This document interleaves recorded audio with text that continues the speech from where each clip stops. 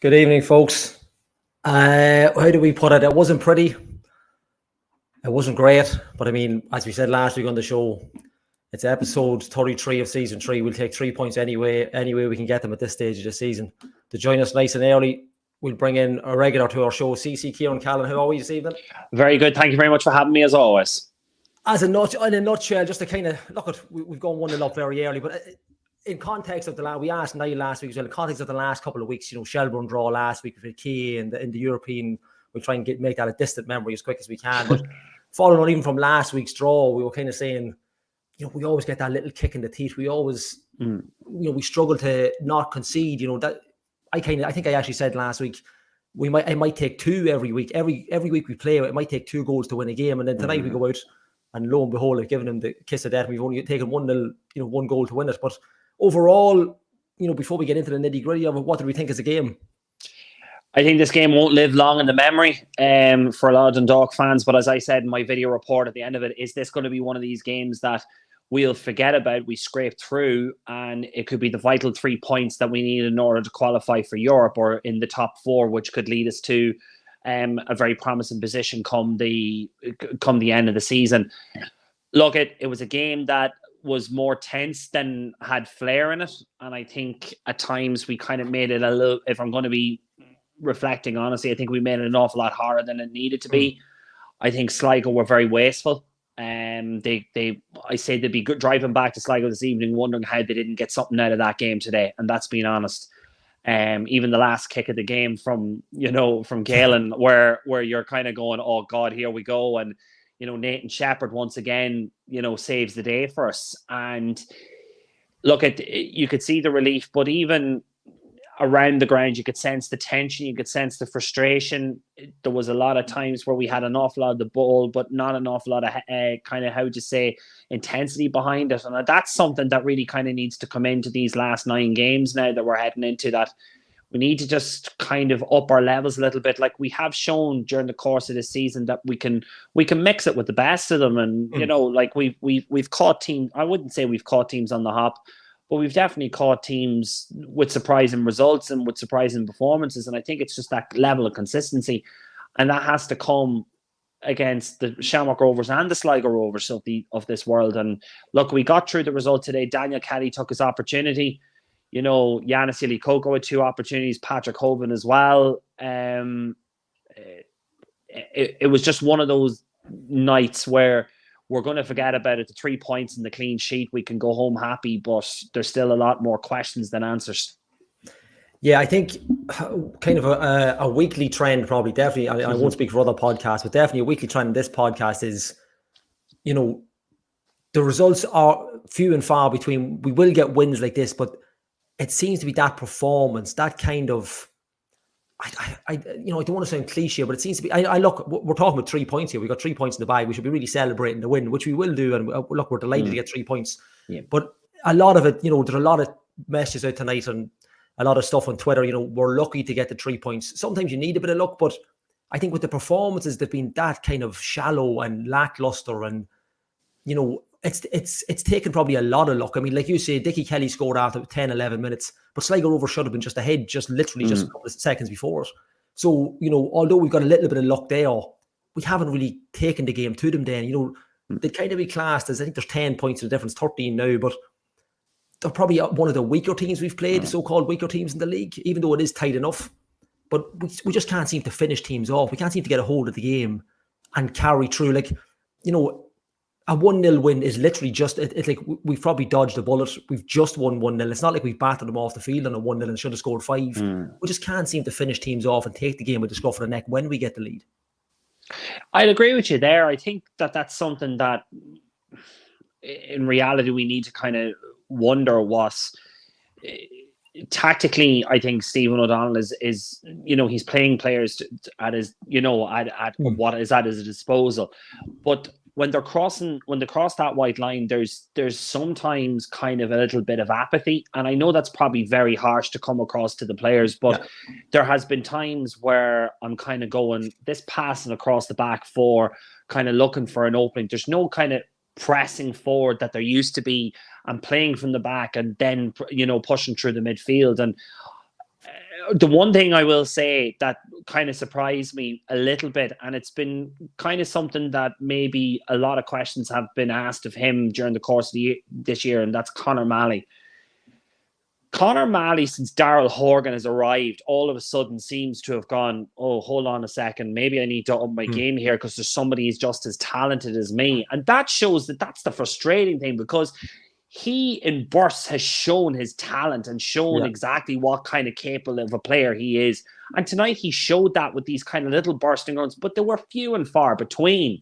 Yeah. And when he does that, the whole team kind of pushes with him. And it's the same with Daryl. And I felt sorry for one player in particular, Ryan O'Kane. Just seems that everything he tried to do this evening, it just didn't work for him. He had a really, really frustrating evening. He got very, very annoyed. And funny enough, we were speaking to the James Rogers afterwards, and James won't have any problem. It seems that Levac and Yili Coco's kind of coming together in the box was a stonewall penalty. So we did get that rub of the green tonight. We did get that, that little bit of luck.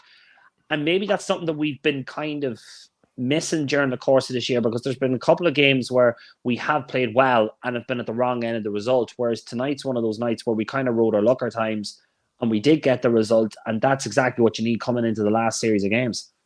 Yeah, we mentioned last week, I think we might have got it wrong. We said 9 games, with a 10-game block, almost kind of, I think we were guilty of saying this last season as well.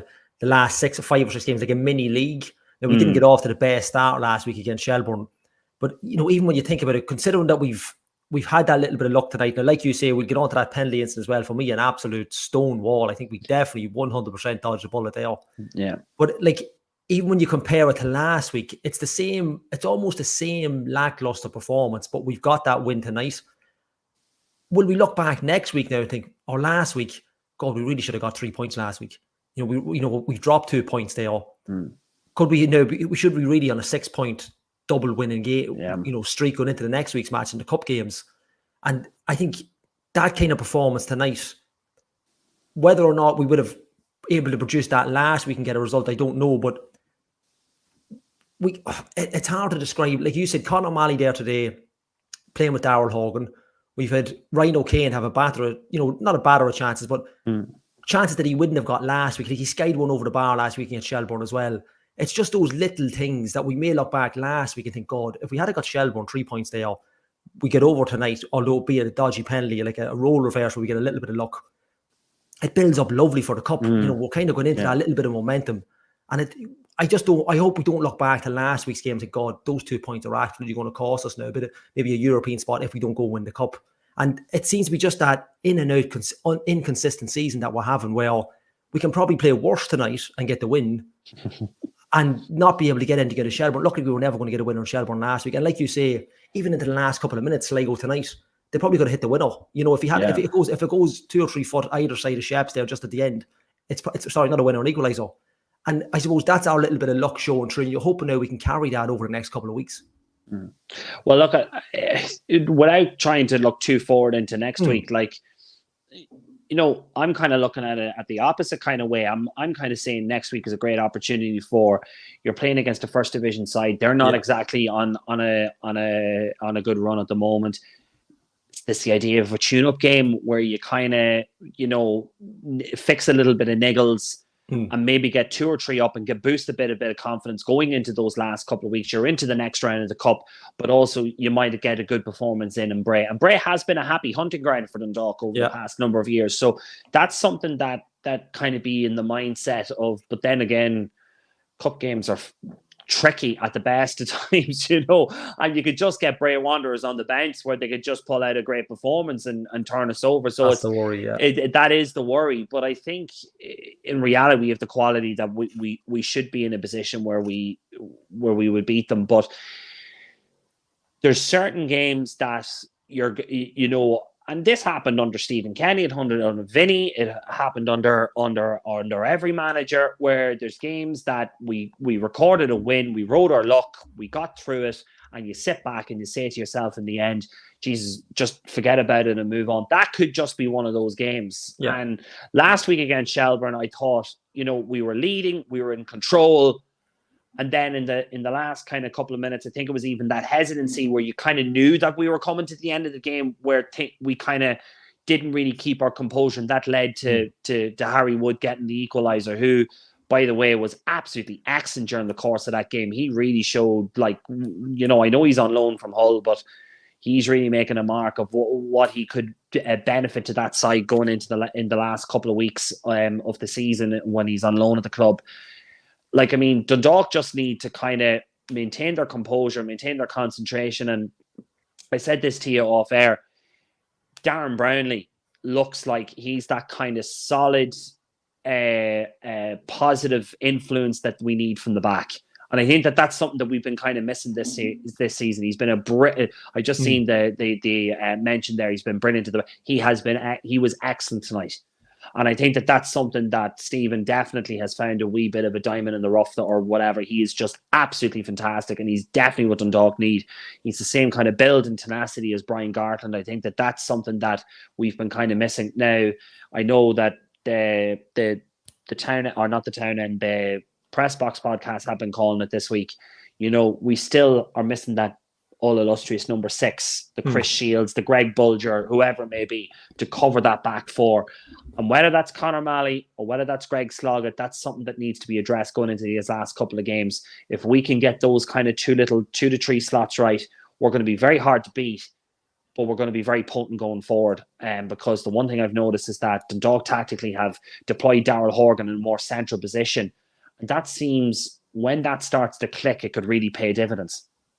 Yeah, I think even on Brownlee, I know Chris had mentioned him last week. We'd spoken about, even not to talk about last week's game, but even the substitution, taking Brownlee off Randy Boyle, was probably one of the most stranger things we've seen all season. But Brownlee I know his match fitness would have taken, he's been off for a couple of weeks, but like Darrell Horgan, we didn't know what kind of minutes we were going to get out of him. But again, I have to agree with Mark, completely, absolutely solid again. You'd mentioned Colin Malley. Colin Malley, for me, I think we'd said it earlier on in the season, probably one of the most technically gifted footballers I've seen in the Dundalk in the last couple of seasons, but really hasn't got going. Like you'd mentioned at the top of the show, playing with someone like a Horgan, Ryan O'Kane outside you, Dickie Kelly on the right, it allows him that little bit of freedom to kind of, get the ball down, move it. He looked really sharp at the ball, albeit probably not run the miles he normally runs, but definitely looked a lot sharper on the ball, a lot quicker to move the ball tonight.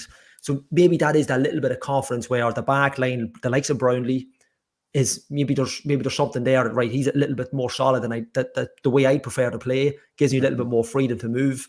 And then you've got the likes of Horgan, albeit Horgan's taken off 60 odd minutes into the game, could be a match fitness thing. But I think definitely this could be, this period of games, we might just see the best, of what Stevie sees in Conor Malley over the next couple of weeks. I think that's something that probably look forward as a Dundalk fan. We might see this player that we definitely know was in there, and I'll bring in Mr. Clark as well, because we've mentioned Conor Malley a good few times on this show, but we're hoping that maybe over the next couple of weeks, definitely tonight, I thought he was excellent with the ball, and this could be now his period, just to come in these last couple of games, just to give us that little bit of a player that we've been looking for all season. Yeah. Look, to tell the truth, I think any of our midfielders that wants to step up, I think we're calling for somebody just to do it in some games. And tonight was just exactly one of those. I just thought it's like we got out of first gear into second gear, scored our goal, and then realised, well, we can just stay here in second gear this whole bloody match. Yeah. And that seemed to be kind of the way we cruised to it. I just caught the very end of your Brownlee conversation there. Yeah, I'm really impressed with him. His positioning is much better. He actually, for me, sometimes maybe even though he's got such international pedigree with Ansley, there sometimes can be just a little mistaken, or he just overthinks the situation possibly.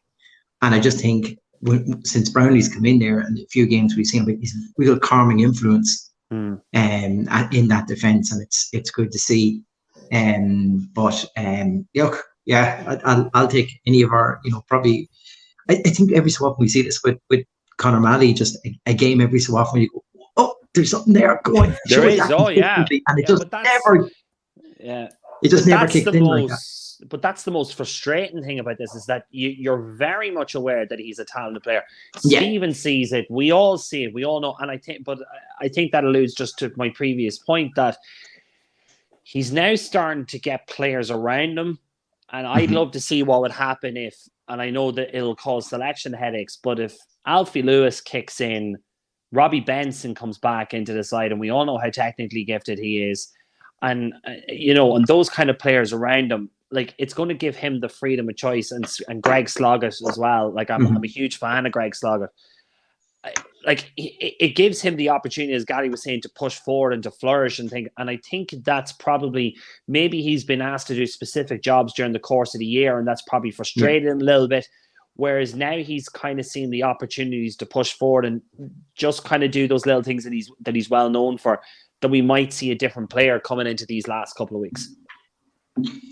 Yeah, and I'd say Skip would welcome that as well, because I think he's also looking for somebody, because, like you say, that middle of the park is definitely a selection headache for him, because it's a bit like the back line. We've seen multiple combinations of players now at this stage that in the back of Skip's mind every so often has to be a thing of, what is my best? What is my favorite line? Yeah. If I can have it available, what is that?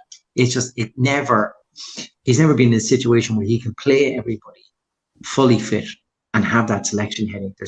Like you say, there's a Robbie Benson's out, or Wardy's out, and someone's only coming back from injury. You're trying to mind them coming back. Can you get the best out of this player? It's been a minefield for Stephen, really, over the past few weeks. And you just hope that a victory like tonight, where you don't overly play great, but at the same time you can say we kept a clean sheet. We've, got some minutes into certain players' legs when they're needed as well. Like there's definitely things that we said, like, Kelly with another goal again, like in particular in the first half, I thought he was exceptional. Yeah. Exceptionally good. He ran the channels, he hurried the defense, he, obviously scored his goal, brilliant header at the back post, like, but he done the things that isn't easy sometimes on that pitch, and that's chasing down dead balls, because it zaps your energy right out of you. Yeah. But he's done it well. I think I've probably missed it. I don't know. You've probably gone through kind of starting lineups or whatever like that. But we had a selection headache in the gantry trying to figure out who the hell's playing left back. That's very tough. We're like, what's going on here? So we can only assume Darragh Leahy must have some knock that Stephen's not willing to start, especially when he comes on. It'd be different if you did the squad completely, but when you seem to bring him on then with 20 odd minutes to go, whatever it was, you kind of think, well, it's not ability, so it's got to be maybe just be carrying that little bit of a niggle. I remember Boylock carrying one last year. But we've seen Anthony play. Yeah, we've seen Anthony play left back in pre-season at the start of the season as well. So I thought that was the most natural choice, was Muller moves in, and then I went, but then Boyler's on the bench. So why wouldn't you play Andy Boyle as a centre back? If he was, I was baffled at once, but we got away with it. So that's what I'm saying. Like, my only problem was every time Muller received the ball on the left, I found he went inside on his right foot, and it just narrowed the pitch for us quite a lot towards natural left footer. It opens up. It allows Ryan to kind of push on a little bit and receive the ball kind of over the top, or in an arching ball where he's running on a defender. And that's what we see the best out of Ryan O'Kane towards, I found this time, because Muller's cutting in each time, kind of Ryan O'Kane's receiving the ball and then having to turn his body to take on the defender. So he's not a full tilt a lot. And I think we kind of seen kind of stop-start, or he was just the wrong side of the ball one or two occasions today as well. And I think we probably just didn't see the best of Ryan's game tonight. No. And the pitch definitely also played a part in that for him tonight, because there was some whereabouts. Without being all K.A.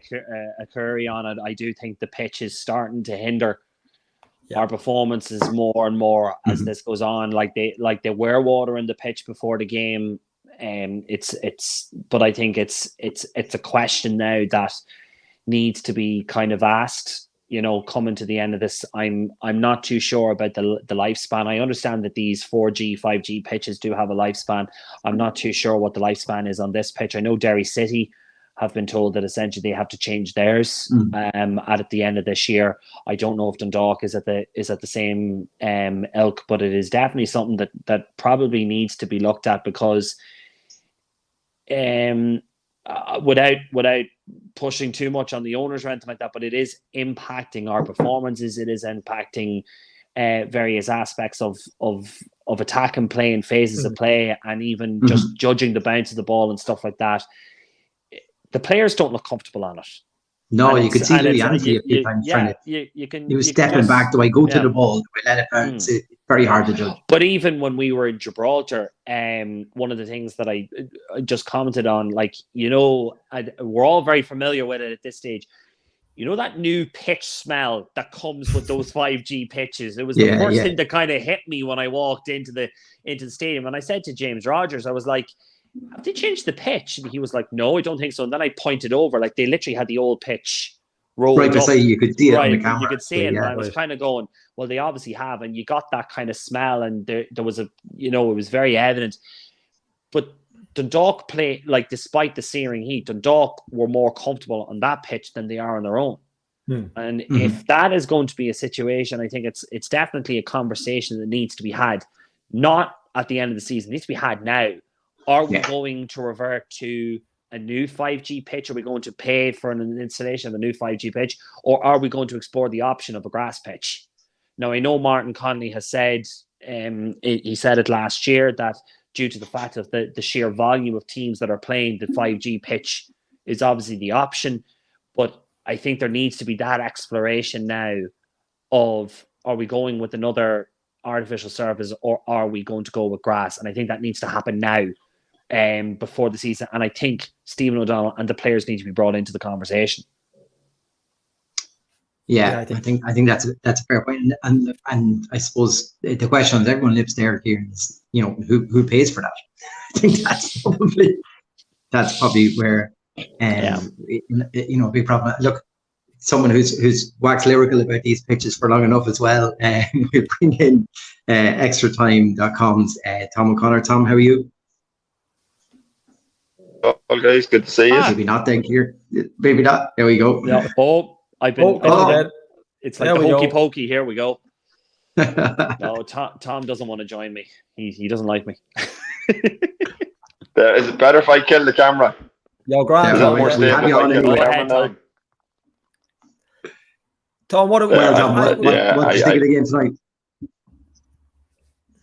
I was on a commentary for Ocean FM with Mark Rossiter, and two legends. What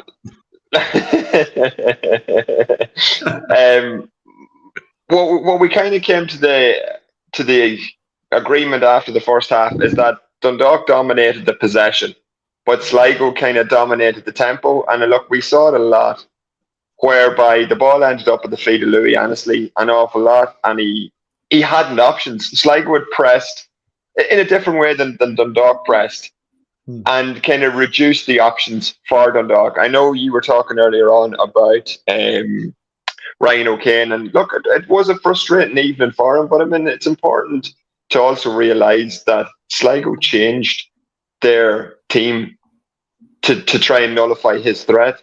Like, playing right back tonight was Frank Levac, who's an Estonian international, who's one of the fastest players in the league, who's also two-footed. And, you know, he has played, unfortunately, for Sligo due to injuries. And look, you mentioned the pitch. I'm not going to step into that debate. But due to injuries that the Sligo had on St. Patrick's Day, Sligo Rovers played Derry City. And within the space of 5 minutes, they lost two right backs. Branifalk and Carlo Sullivan came on. Sorry, Carlo Sullivan came on 5 minutes after Branifalk. And, you know, they lost both of them. Levac was forced into that right back position. So while he is a right bringer by trade, he has played right back for them this season. And I thought he did very, very well against O'Kane. You know, you saw Dundalk then were looking for that diagonal ball to try and isolate Ryan O'Kane against, as with most defenders in the league, he's going to beat them for pace. He wasn't able to beat Levac for pace, so that then nullified a serious threat. Dundalk then had that, you know, if we're going to call it a 4-2-3-1, you know, tactics, you know, call it whatever, but that three of Horgan, Kelly and Ryan O'Kane are very, as we see, very versatile. I mean, in Daryl Horgan Mark 1, when he landed at Oriel, he was a winger. Whereas he played as a 10 then on Sunday against Shells. he drifted to the left wing, but that three are interchangeable. We saw where Dan Kelly came in off that right wing to score his header at the back post tonight. So I mean, that's a massive threat. That's a massive threat that Dundalk, an extra threat that Dundalk have. So I mean, look, it was that changing from the usual, or that that Dan Kelly, nominally a right winger there, but he came in off the wing. That was the difference between them. And I know, I think you mentioned there, Andy, a few minutes. There's a few minutes between their chance for Martello to go 1-0 up, and then that was it. That was the difference between the two sides, and that little bit of magic where Kelly came in, changed changed where they had a game plan, like I said, to nullify the threat for Brian O'Kane. Dan Kelly did things slightly different, came in off his wing, knocked it into the back post, and that knocked their plan out, and that was it. The rest of the time, I think Sligo played very, very well. And I mean, look, Kieran, when you spoke about it there, where Caelan Barlow, literally last effort of the game, could have drawn the game. That was all there was between the sides. Tom, just the other, obviously the main talking point from the Sligo lineup was, here's a young 18-year-old going to get his chance in his first start tonight. Obviously things moved on, and it's a thing where Sligo always sell their keeper halfway through the season anyway. That's what they seem to do. But did you feel, though, like for a young man starting for his first game tonight, we never really troubled him bar the goal? No. I think that was just such a missed opportunity tonight. I couldn't tell you if he was a good or a bad. Like, positionally, he seemed a decent lad. But I'm disappointed in you, Chris. I'm disappointed in you. Me and you have to stick up for the goalkeeping union here. I think he dominated his box. I think he made things look simple. Yeah. And for me, that's the sign of a good keeper. There was a couple of instances. Myself and Rossi were doing commentary for Ocean FM a couple of weeks ago in Drogheda's 2-2 draw against Sligo. And look, Luke McNicholas is a fabulous keeper. You don't get to go over to Wrexham for whatever, is it 100 grand or whatever it is, if you are of the same ability as myself. I'm not going to take you down with me, Chris, but let's say I was below that. Nice one. Let's say if I'm going to Wrexham, it's on holidays. But what I'm saying, like Luke McNicholas is a very good keeper. He's an under-21 international. He's tidy. Yet a couple of weeks ago, there was a goal Drogheda scored, the first goal that sparked their comeback. Chris, you were there with me, sure. You saw there was that miscommunication between Pinecker and McNicholas. That was never going to happen tonight. Walsh came out and he dominated his box, a bit like you were saying earlier on about Brownlee. Like, Brownlee, he barked, roared, shouted, got the message across that he was in charge of that box, and whatever was coming in, he didn't care, man, ball, anything, he was going to head it. That was going out of there, and he was that. I know there's the debate and, whatever on other podcasts, and, you started to talk about earlier on about an enforcer at 6 or whatever, and look, that's Stephen O'Donnell's prerogative not to use it, that's fine. But having a dominant centre half, we spoke about it, I think, possibly, was it the Waterford FAI Cup defeat last season? I might have been on, we were talking about it, possibly, but the partnerships, the importance of having a steel in a defensive partnership. I mean, you look at the two giants who Sligo Rovers had in defence. The two boys are class. Like, John Mann was over. Like, Nando Pinecker is a New Zealand international. He marked Erling Haaland out of it in the World Cup 2019, the Under-20s World Cup 2019. That's right, he marked, and Norway won 2-0. Sorry, not Norway won 2-0. New Zealand won 2-0. New Zealand. You look at John Mahon. John Mahon went over to Scotland, didn't work out for me. Came back. The two boys are absolute class acts. You look at Brownlee tonight. That's what you want. Sorry, and I'm drifting away from Walsh. I do think Walsh. I mean, look, he was at Everton last season, and like you say, Sligo have this, I don't know, trick or whatever. Their goalkeeping coach must be incredible. And I do think, I'm saying to Rossi, I would have no fear. Look, Richard Brush is a really good keeper. He has proved himself in the league. It was this time 12 years ago he was playing for Shamrock Rovers in the very first Europa League group stages for League of Ireland. Like, he's a good keeper. Would I be rushing to bring him back on the basis of what I saw from Conor Walsh tonight? Absolutely not. And I think that's the sign of a good keeper. There was no panic. There was no nothing. There was one shot to his right-hand side where he did drop it, but he got his body behind it. There was no panic. There was no fuss. So I like to contrast the two. There was another, when we played Bows last year towards the end of the league, do you remember Reece Bourne made his debut for them? Right. And Reece Bourne to Newcastle. That was the last game he kicked. That was the last ball he kicked in League of Ireland senior, and he signed then for Newcastle this summer.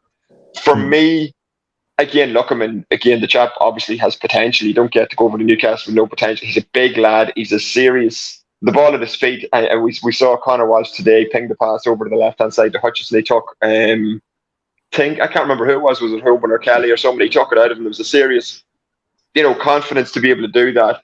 I know Reece Bourne had the same, has the same ability. He probably didn't show it on that night. I don't think it's fair to say to an 18-year-old that he was nervous, but the same composure that Walsh had tonight, I don't think Reece Bourne had maybe showed the same composure. So if Reece Bourne got a transfer to Newcastle and was at that level, and we saw somebody even more composed tonight, I don't think, unfortunately for Sligo, I'm not sure if they'll be able to keep him for too long. But look, that's what they do. It's like they breed good keepers. Yeah, I just thought it was interesting. Just in their warm-up, there was like 3 young keepers warming up each other. I was kind of like, this is such a bizarre situation where there didn't seem to be anyone senior around them yet. Just that probably helped the situation because it was probably a more calming influence. The lads obviously had played underage football in the Sligo setup and probably under 19s or whatever. And I think that just probably helped the whole scenario. It was probably a really good move by John Russell, bringing all 3 of the keepers there were quite young. I know, is Richard Bush still suspended? He got a 6-match suspension. It was his last game. He got 3. Okay. Lafferty got right. 6, reduced to 4, and Brush then got 3. And I think tonight was the last one. I'm open to correction. I think it was the last one. Yeah. I just thought, like, the only thing I would say about watching once or twice, I just don't think his kicking was perfect.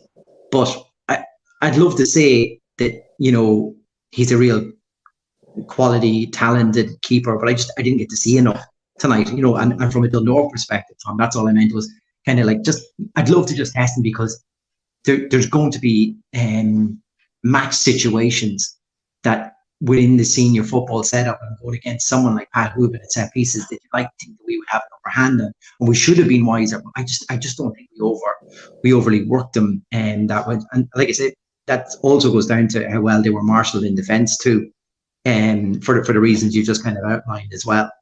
But even you go back talking about overworking a keeper, like that KA keeper, we could see that there were. Again, I'm not going to say deficiencies, but there were areas where he may not have been overly strong. But it took till the final. Like I have my match report nearly written, and it said, "Listen, he's barely touched the ball." And then the last 5 minutes, there was this foray of crosses in where he was punching and he was clattering, he was lying on the ground, and he was doing whatever. But again, we only tested him for the last 5-10 minutes. We don't know how good our body was. And look, it's like you say, was it the defence kept them so tight? Or I don't know. But again, the KA keeper, I don't like to go back to it. But he's somebody I'd like to see maybe a few more shots got at. Was it Mali had the long ranger at the end of the first half that it swerved? Yeah. Gally's got fed up talking about football. He doesn't want to talk to us anymore.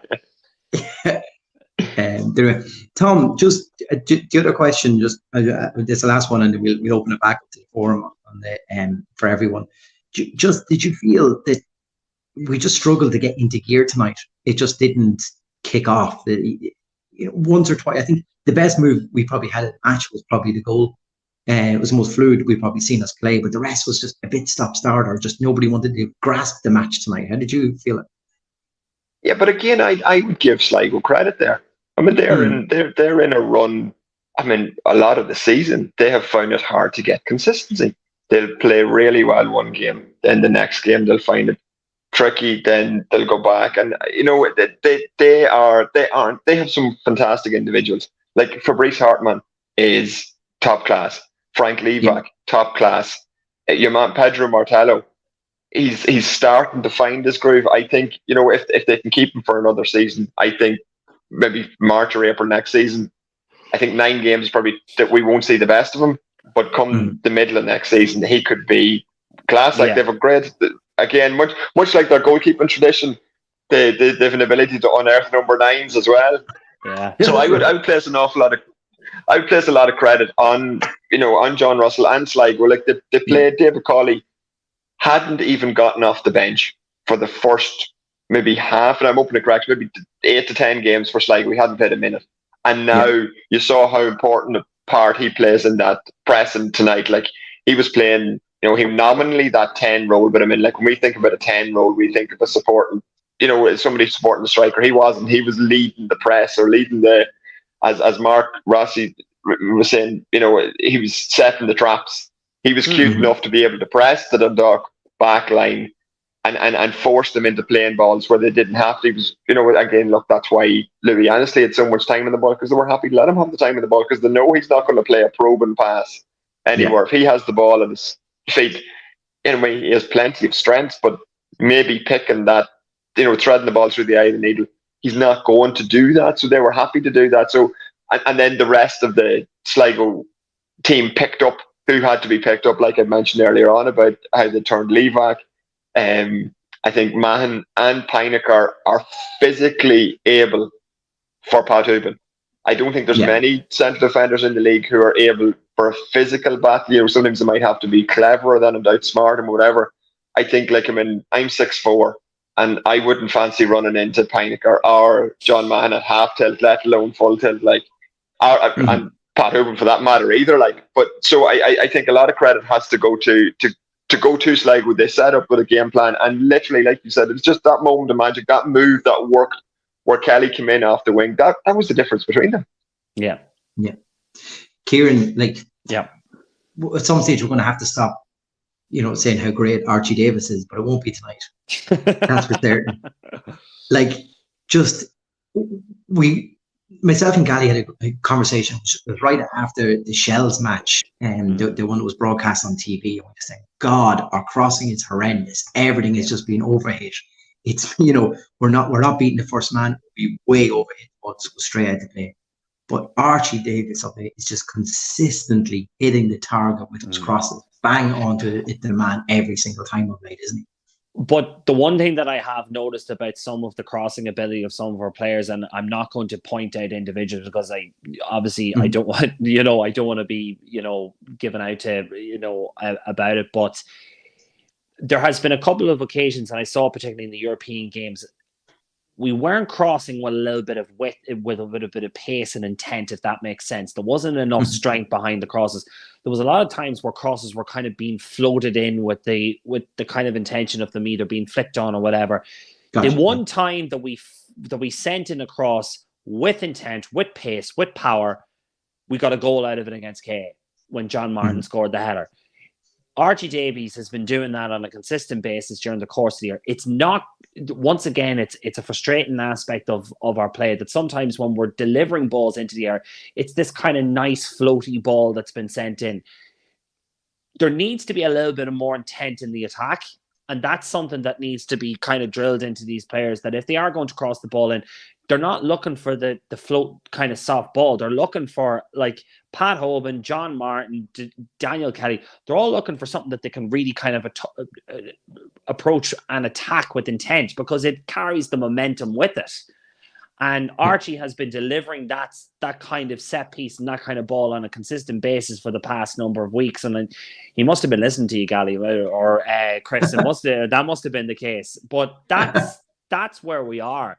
And that needs to come from more across the pitch. I think Ryan O'Kane does try it on occasions, and there was a couple of times where he tried to, as Tom alluded to tonight, he was just essentially marked out of it, because anytime he tried to cut in, there was another player kind of nicking the ball off him, and he got very, very frustrated at times. And there was a bit of physicality to that game this evening as well, which was kind of, the referee let a couple of things go that another referee would have blown up, and then he was blowing other things up. It was kind of, it was a frustrating match in that kind of regard, that the referee was quite, how would you say, panicky at times, and then other times he let stuff go, and it could have been seen differently with another referee. But just going back to your original point, Archie has been very, very good this season. He's been one of the players of the season, and there's no two ways about it. He's been a real find. Yeah, well, I didn't want to come to you with the ref question tonight, but you've done that yourself there, so I don't feel so bad. No.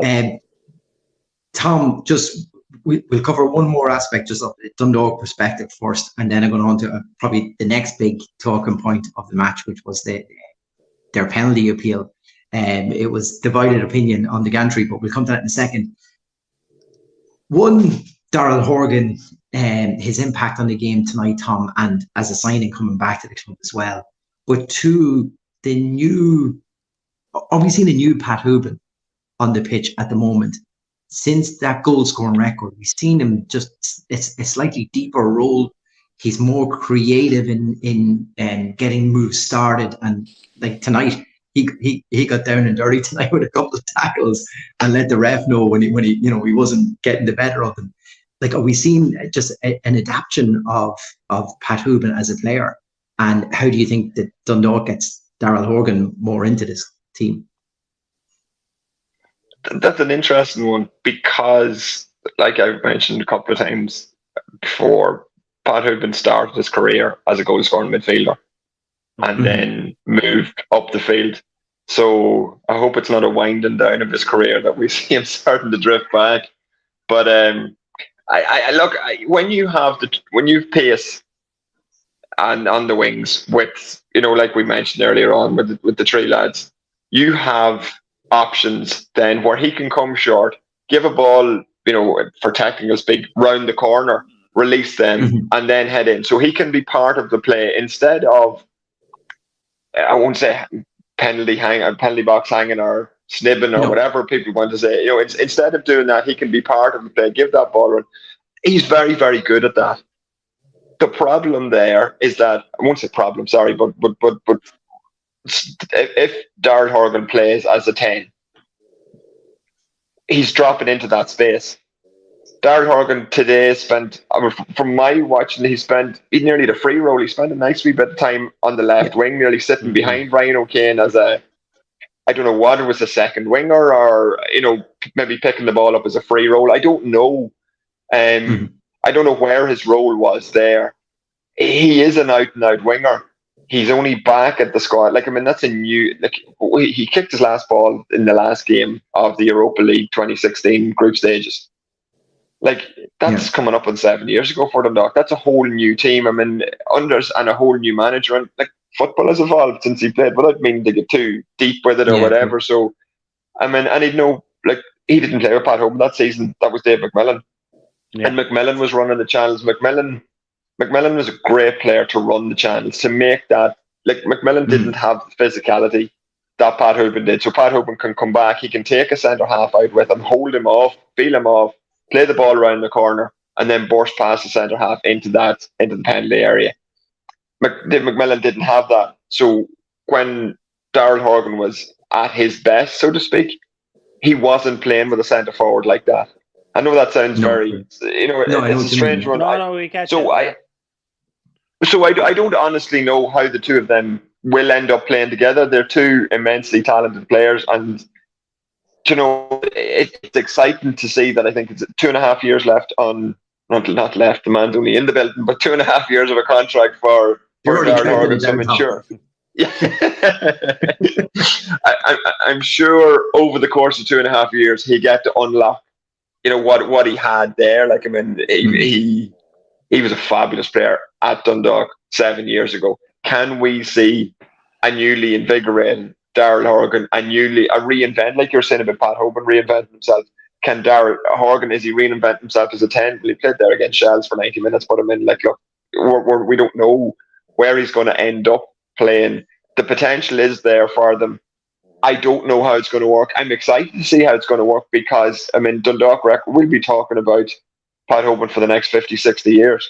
Yeah. There's people will be telling grandchildren and great grandchildren about how we watched Pat Hoban play, how he was. In the same way as, I have come on the town here, and I fondly read back over bits and pieces. I mean, learning a bit of history from players from the 30s, 40s, 50s, 60s, and you're looking back through their goal scoring records and players you've never heard of before, because they've there's obviously no social media, no nothing, and it's their histories enshrined in the books. But we'll be able to pass on how incredible Pat Hoban was. I mean, it was only 7 years ago, but the Europa League stages are enshrined in folklore already for Dundalk players. So, I mean, these guys have the opportunity to reinvent themselves, have the opportunity to make new memories for a new generation, and without calling ourselves old, like we were all there at the Europa League group stages. But I mean, self and yourself, kid, Chris, we have, our kids were too young to be there. Kid, I like that. But like our kids were too young to be at those games. Yeah. So it's now, when they're coming to Dundalk games, the teams that they're seeing, the 2016 teams, are historic to them. So it's a great opportunity for them to see that we get excited about Daryl Horgan, but let Daryl Horgan create new memories for them, if that makes sense. Yeah, but also 5 minutes later, in a nutshell, I don't know what's going to happen. But we also have to remember, we're not signing a player that's at 35, 36, 37 years of age. It's come to the complete end. Like, he turned 31 this week. He's when you talk about the bell curve of a player's kind of peak, he's just over the kind of the top of the bell curve. So like, there's still plenty of football to be played. And the thing about him is that, like, he went to England relatively unscathed. Like, he hasn't come back after being laid off with any kind of serious injuries that we know about. Like, he has been very consistent in his performances and in his levels since he left us, whether it was with Preston, Hibernian, Wickham, wherever he's gone. The indications have been that he's been a very popular player. He's been played at a very high level, and he's been extremely consistent. And maybe that's something that Dundalk have been lacking, is that one, like, I'm not saying that Pat Hoban or anybody has been, completely over the top inconsistent this year, but something to gel the inconsistencies together, because some players have been good and some players have been a little bit off the boil, and some players have been just kind of drifting in and out of games. Daryl could be the kind of player that brings that all together, that could see that we just get some consistent. Like, one of the things that I noticed on Sunday in particular was that there was at one stage where the ball went out just in front of me in the press box. I'm not sure if Tom was there, but like, Daryl went over to Yanis Ili Coco and like slapped him across the arm and was like, "Will you come on?" Like, there's an expectancy of certain standards, and he will bring that, and that I think will only benefit the team going forward. And like you said, Tom, like, he's going to come back as a new player, but also probably in a new role. And if that is the case, then we're going to see what Daryl Horgan 2.0 is going to be all about, and I'm all for it. And I think you made a really good point there, Kieran. In terms of consistency, Stephen O'Donnell said at the start of the year about bringing in a lot of players who hadn't played before. And, every player who's finding their way or finding their feet, they're going to make mistakes. There is going to be that lack of consistency. And look, you see it at Sligo. I mean, they've a lot of young players. Now, tonight, obviously, with the likes of David Cawley and Greg Bulger, John Mahan, you have Niall Morahan there, even though he's not old, he has a lot of games behind him. You have a sense of experience there. But I mean, at Dundalk, the likes of Darren Brownlee, like I mentioned before, his experience, he's 29 years of age. He's I'm not going to call him a veteran, because then what does that make us? But he's experienced, he's mature. He's well, we should be long retired, but he brings a wealth of games and a wealth of experience to that back line. That even is, like I mentioned earlier on, his communication. If you're playing so many games, you can read these things happening. You can say, "Listen, I've this covered, you covered that." And again, look at, like you said there, but Daryl Horgan speaking to Lee Coco, again, keeps the expectation. And so now you have in defence, you have Darren Brownlee alongside possibly Andy Boyle. That's a wealth of experience there. You move forward, then Greg Sloggett has racked up there's a couple of hundred games if you include everything in League of Ireland. Then you've Daryl Horgan in midfield alongside him, wherever, in the attacking midfield area you'll play. You have another couple of hundred appearances there. Then you move forward to Pat Oban. So you have experience the whole way throughout. Whereas when you take them away, like Hayden Muller, Archie Davies, they've barely played in their career. And I know Stephen O'Donnell alluded to that, and that's that's fine. That's where we're at as a club. That's grand. But I think the experience of Horgan, and the know-how, and like I said, the same we saw Brownlee very evidently today. That you can't put a price on that. And that for me, when we've 9 games left, I mean, that experience is what's going to shine through. And these players, the likes of Archie Davis, no we're raving about Archie Davis, really. Archie Davis has got better game by game by game. Yeah, and whenever we haven't had, like Lewis McCarry, again, super player last season, but he was flitting between centre half and right back. So did we ever see the best of him as a right back? I don't know. Maybe we did. And he was a great player. Would I have loved to see him stay? Absolutely. But we didn't. So hopefully we get to see Archie Davis stay. Look, the best right back in recent history was Sean Gannon, but Sean Gannon came to us on the back of having won league titles as part of the squad at Rovers and at Pats. He was part of a winning squad, a league title winning squad. And he came to us, yes, he was quite young, but he still had won 2 titles. I know he doesn't count the one, but he was still part of a league winning squad. He had two league titles behind him before he came here. Archie Davis hasn't had 20 games or whatever he had. We've taken him, he was at Brighton Academy, and then I think we took him from Aldershot in the middle of the league. So, in a year or two, I mean, if he's this good now, how good is he going to be in a couple of years if we can keep him Yeah. Kieran, Tom talks about that sliding moment at the start of the match where they missed the header and then Dickie goes down and does score his.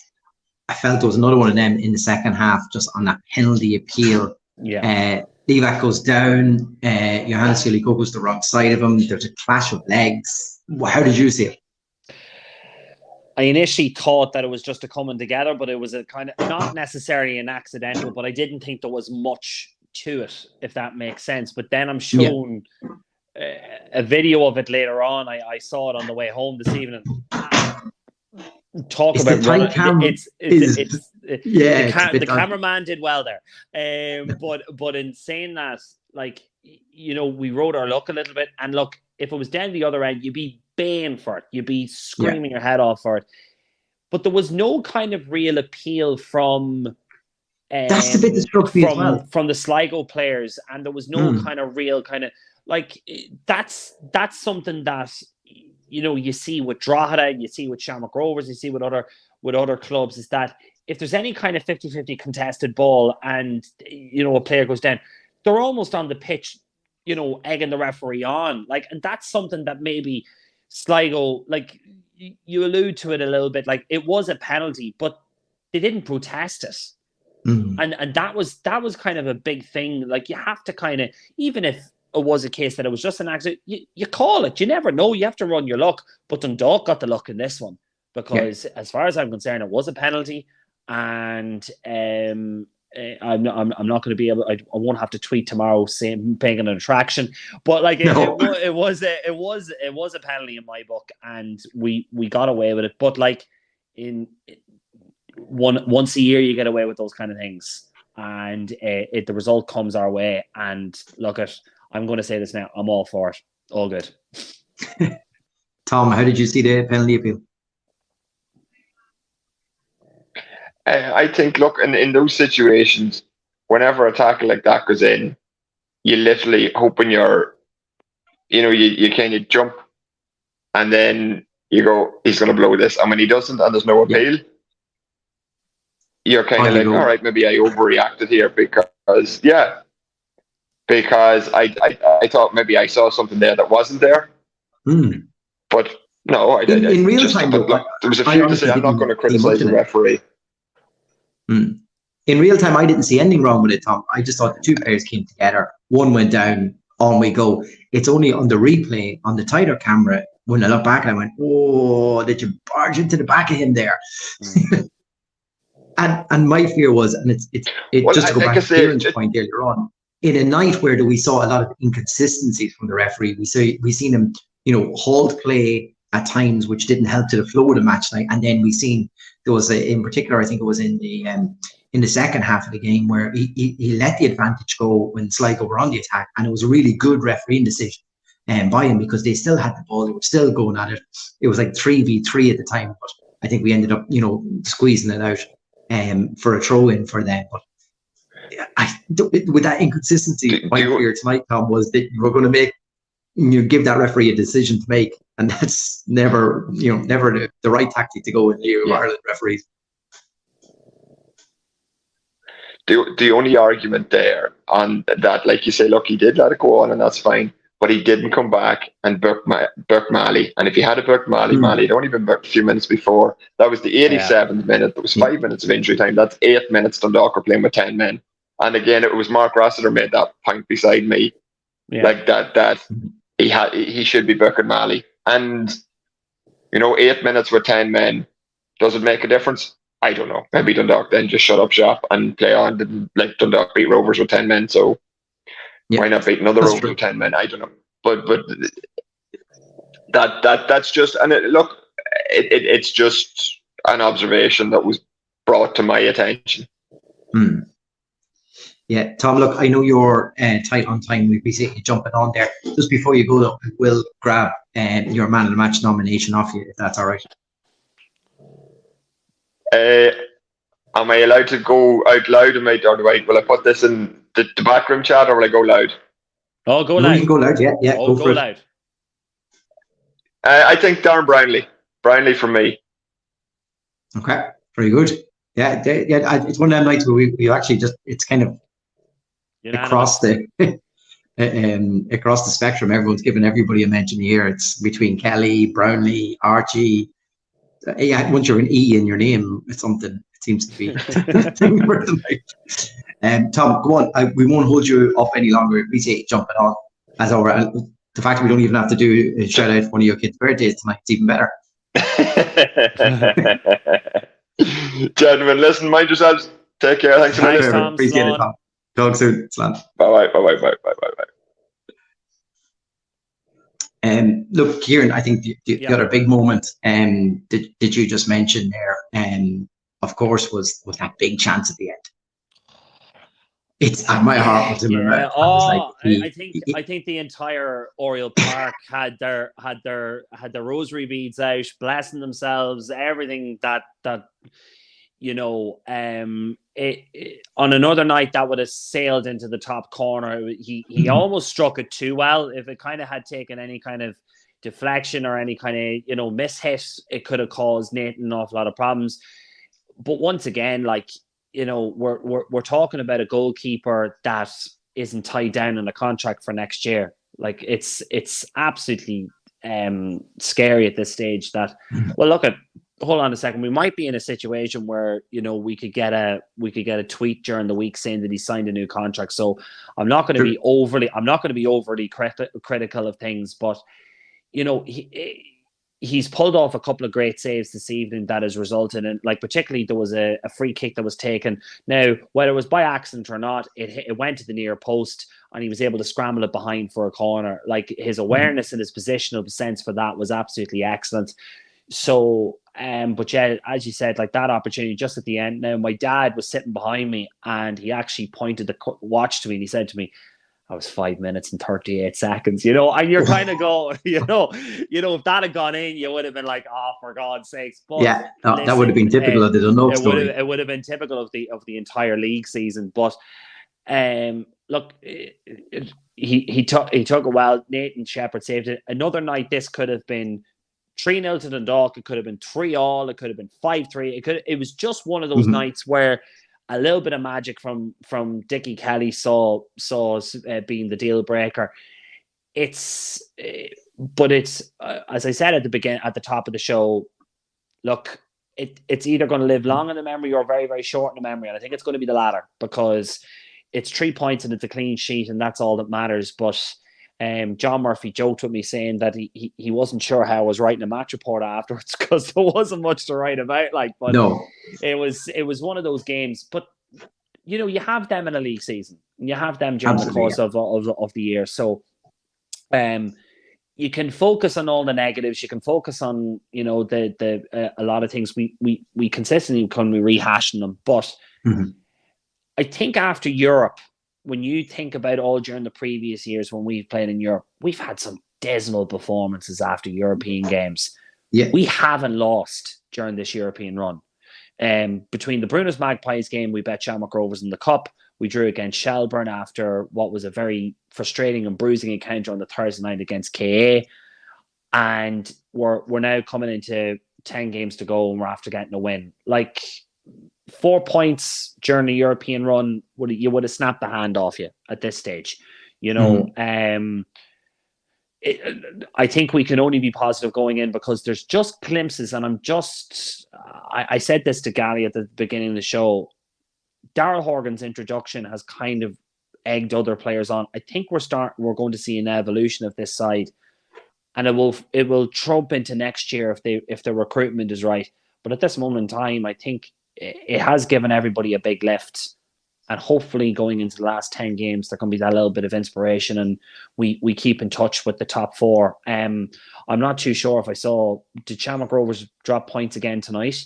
They drew one all. We're the only team that went tonight. Yeah. Like there you go. This is the whole thing about this season. It's been crazy.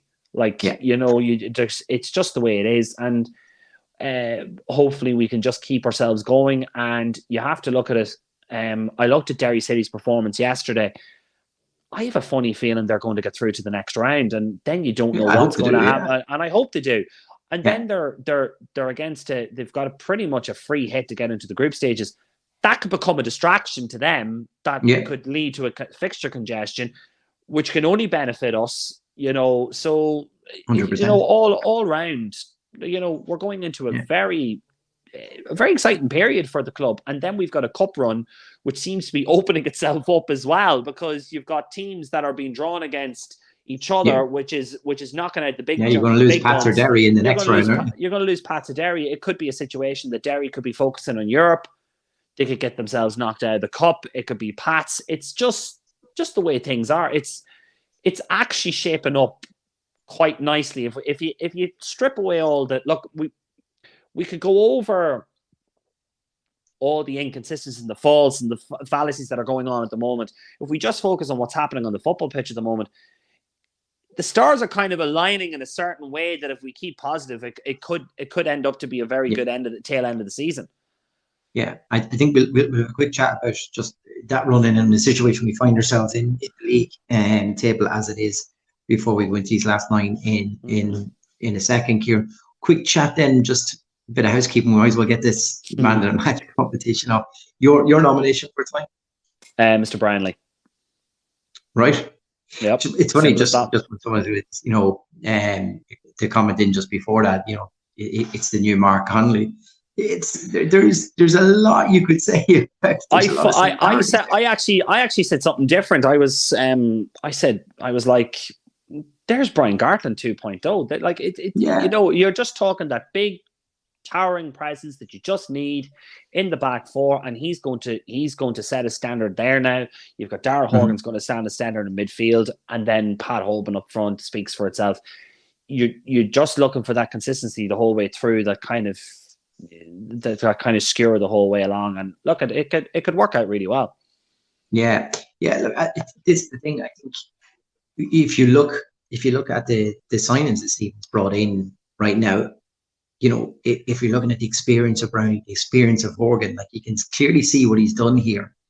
He's gone early in the season and got a lot of inexperienced, young, hungry players. Now he's looking for the experienced players on the tail end to cope with this running, who know about, you know, down and dirty and just getting results. And I think, you know, definitely Brownie is in that ilk, like you said, of a Gartland, of a Connolly, you know, that sort of a player who doesn't mind a bit of rough and tumble, but they will be heard on the pitch. That's the player. Look, it looks like it's going to be Brownie then for a man of match. And for myself, I was probably a bit more for his first half performance. It was definitely Dickie Kelly. Yeah. Overall performance for me was actually Archie Davis. I thought just another Yeah. solid performance from himself again. You know, just he gave us that threat. He was always wanting to go forward, but his positioning in particular is getting better and better. And I just think that's just something from him. But look, we'll go with Aaron Browning. We'll go with the comment that's right there on the screen that we still have there. So congratulations. I have no idea what way we're going to pronounce this. So I just get in contact with us here. And, yeah, please do. We don't want to insult anybody down the road. No, definitely not. So look, there's a free Tony's Pizzeria 15-inch pizza for you there on behalf of the town end. So just get in contact with us so we can give Vinny and the lads your name there. And thanks so much as well for everyone for entering. Kieran, Gally put up a post before the match tonight and just said, you know, this is it. This is the mini league starts now. We started it with a win. Not the best performance, but a win is a win. In a night when I just said when nobody else has picked up the 3 points, and you know, Stephen said it in his post match, it's important that when everyone else does drop points, that you get those 2 points advantage. Going in here, it finds us we're now level with Derry. They have 2 games in hand, mind you. One of them obviously will be played on Sunday against Drogheda up in the Brandywell due to their European commitments during the week. But I for me, this will really open up when we get to, you know, probably the last few rounds of matches, 5 games to go kind of situation. For me now, the next 4 games is just stay on the coattails of everyone. Yeah. You just got to stay in this mix. We're all going to have to play each other again. It's important not to lose ground. The performances for me probably don't matter as much. The result is of utmost importance right now, because if we had dropped points tonight, because I felt we dropped points previously against Shells, where we could have got ourselves up here a little bit quicker and in the mix here and put a little gap back there in the Shell. But we didn't do that. They're kind of there now with us, but we've just got that little stretch tonight. And those little wins are key, aren't they? Especially in the tournament. Listen, the one thing that the mantra that has been of Dundalk over the past number of years is just focus on the next game, focus on the next game, focus on the next game. And I think that that's exactly what Dundalk need to do. If we start focusing on, well, if Derry do this or Bows do this or whatever, you know, it becomes an unwarranted distraction. What I think the message needs to be to the Dundalk players need to just have the mantra that we're just focusing on ourselves and we're just focusing on our next match. Their next match is against Bray Wanderers in the Cup, which is a potential to be a good performance. You know, a tune-up game, get a couple of goals underneath the belt and get a good performance in, and players get a little bit of confidence up. Or it could be one of those real tough battles that we've had in Bray during the course of the years, and you know, you could grind out the result and get through to the next round. But that's purely what their focus is at the moment. The table will take care of itself. Other teams, I know we're very kind of interested in the combinations, the permutations and everything, but I think Dundalk at this moment in time, we just need to focus on ourselves, on our own performances, and just get through the next 9 games and whatever games in the Cup, and let's see where it takes us. You know, we could be in a situation coming to season's end where we could be sitting in 3rd position, or we could be sitting just outside in 4th and looking for a favour out of a cup final. It's all in our hands at the moment. And look, I'm the first to give out about things, and I'm the first to be critical of aspects of what's happening at Oriel Park and Dundalk and things like that. But I think at this moment in time, we kind of really need to realize that we've got an unbelievable opportunity here as a club and as a team and as a club. And I think the supporters now just need to rally around this side, get behind them 110%, and let's see where it takes us. It could lead us down an absolutely glorious path, or we could be crying into our pints come November. It doesn't matter either way, but that's the joys of football. But what has been presented in front of us, because of the way the league has gone, we've got a very, very good opportunity. And it just goes to show you that how, you know, inconsistent like the league has been, that no one really has put a kind of a glove on Shamrock Rovers, yet they haven't been brilliant. Yeah. But yet, they're still, like they haven't been, they haven't wowed anybody this year. I suppose the other thing you could say, if Derry win their 2 games in hand, they would be only 2 points behind Shamrock Rovers. It would certainly make things very, very interesting. But I think, it also would be good for us. So look, we'll see how it goes. But I think our focus should just be on the cup game next week. Take care of that, get through to the next round, and hopefully a trip to Kerry in the next round or something like that. We'll all go on. We'll all go on a flight down to Tralee. Sounds good. And it's interesting. Bray drew 3-3 tonight. After losing their previous game at Longford 4-2, so it's 7 goals conceded in 2 games, going into that cup match. So that's something to be looking at. They're obviously coughing up opportunities, and you would say it's something really. Well, I suppose it was an entertaining game. Last time we met in Ian Ryan's squad in Wexford, so we shouldn't be surprised. That was one of those games where I actually was filled with dread during the you were just filled with dread. But he assembled a squad that was extremely dynamic and very good, and he's gone up to. They are dynamic, but they're very open. Is what I'm reading. And I think Bray are a reflection of that as well. They're dynamic, but they're open. And that's the way he plays, that's the way he plays his football. But I think the difference between, say, this year and last, the Wexford side and the Bray side is that there's still kind of that little bit of a hangover of all the stuff that went on in the background in Bray, and it's been very kind of inconsistent. Whereas when he was at Wexford, there was quite a lot of stability, and then it was overtaken by a new owner. Obviously, there was a difference in opinion. That's why he went to Bray. But in relation to this, I think, look, he's a former player. He'll want to get one over his former club and one thing another. But I think in terms of quality and in terms of now we say that we have experience, I think that we should be able safe passage through to the next round. But you never know. It is the cup after all. Exactly. Just as I say, a matter of housekeeping. Just Shamrock Rovers, they top of the league on 51 points. Hats second on 47. Then Bows behind that in third after their draw as well tonight, 46 points. Derry fourth on 43, level with ourselves in fifth, and then 3-point gap back to Shelburne. And then you're talking a 10-point gap back to Sligo after that. So it's, I'd say Shelburne probably have a game or 2 left in them to hold and try to stay in this mix, or they're going to get caught adrift. And you're probably looking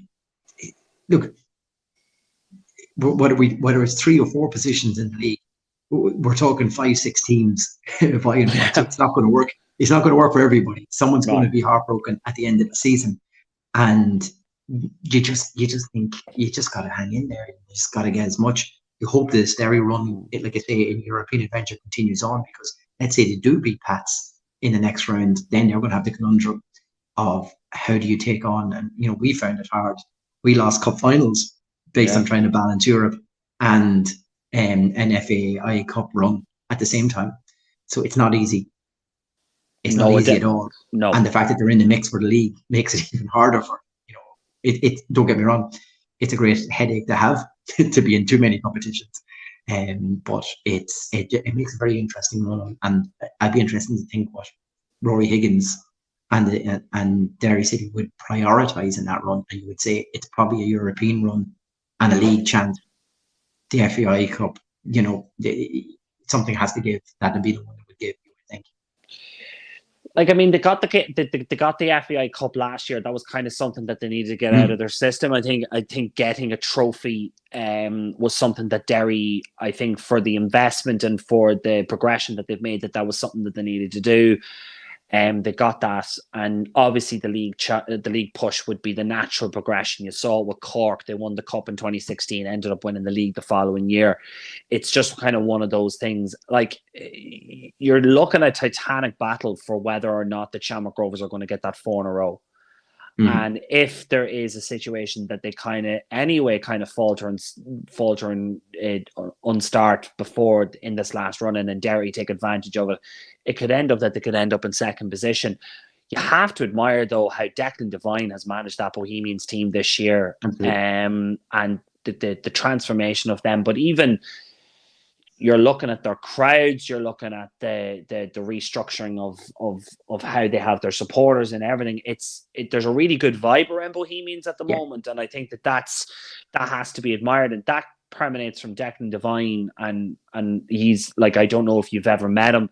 An absolute gentleman, and you could see why players would want to play for him. And they've just really, really come on this year, and it just goes to show you that while Keith Long was an excellent manager, maybe things just, it ran its course. Yeah, needed a fresh impetus, and that's exactly what Declan Devine has brought. Then you have St. Pat's, who were looking like a laughing stock at the start of the season, and look what's happened with them. They've been, John Davies been playing exceptional. But the only disappointing thing they've had this year is Europe. So like, I mean, all in all, they've had a very, very good year. So like, it's and then you've got ourselves, it's looking like it's going to be a very interesting tail end of the season of who's going to finish up in what position. And as you said, there's going to be somebody upset at the end of the year. And I think but as I reiterated to my first point, if the mantra is that we just focus on one game at a time, you never know what's going to happen come season's end. I don't know what's in me. Please forgive me. I have this idea in my head: third position, cup final. That'd be nice. Yeah, that would be extremely good. Especially if they're going on, can guarantee a decent coefficient. A cup final win could guarantee Europa League qualification. Yeah, for next season. That's massive. Two bites of the cherry. Oh, absolutely, it's huge. And I think I was kind of very bewildered at the fact that there was no situation in which we had a Europa League qualification spot. That kind of really annoyed me, because I think it kind of devalued our league a little bit over the past couple of years with it. But now the fact that we have a situation in which, as you said, a coefficient could lead to that's good for us. It's good for the league, and it's good for our value. And I think we've shown, particularly I have a lot of praise for the Conference League, but I also have a lot of criticism that you just have these big clubs coming out of nowhere in the third and the fourth. Like, I mean, Club Brugge on another year should be qualifying for the Europa League. Like, in reality, that's the situation. And I was under the impression that the Europa Conference League was designed in such a way that clubs from the Faroe Islands, Iceland, Ireland, and stuff like that would have a chance of qualifying for, a group stages, and the financial and TV benefits that lies with it. And it just seems that the lines have been very much blurred. Now, the only thing I'm going to say is that I know that we defeated them a couple of years ago. I am thrilled for K.I. Kalaskovic at the moment. I just think they're an absolute dream story. They're a fairy tale, and it's very similar to us in 2016 and 2020. So, like, I mean, it's brilliant when you hear those kind of stories coming through. But I just hope that we do kind of continue to improve our coefficients and stuff like that, and Derry are now flying the flag for that, so that when it comes down to it, that next year we'll have a situation in which we'll have one team in Champions League qualification, one team in Europa League, and two in Conference League. And I think that's the natural thing that we should be in this league. I think it's only right that whoever finishes second in our domestic league gets a chance at the Europa League. Yeah, look, and wouldn't it be great if Dundalk was to be able to get in the mix for that position here? We love the Europa League campaign. We love it. We love it. We do. We're the Europa League specialists. Yeah. Look, Kieran, I want to thank you for jumping on tonight, and for Tom and Gally earlier on. Thank you, everybody, for all your comments as well. Thanks, as always, to Dundalk Village and Donal Green for the overall sponsorship of the podcast. Player Fit, of course, for Emerging Nights, and Vinny and everybody at Tony's Pizzeria as well for our match competition. I think Kieran's pretty summed it up well there. We got to just take each game as they come, and our next one is our train stop down to Bray, where Dickie Kelly will be back on a Bray pitch for the first time. He told us earlier, first time he's played in a Bray pitch as an opposition player. He's never played there before, so he'll be looking forward to that. Let's hope it's another fairy tale ending for Dickie Kelly on that pitch. That would be nice, and we can keep this cup run and dream going, because it could be one of our best outlets to get guarantee ourselves some sort of European football. And I suppose you have it in your own hands. You're not waiting for somebody else, and that's the key thing for a lot of. But look, until next week, where we'll back again with another live podcast straight after the cup match. Until then, come on to town. Come on to town.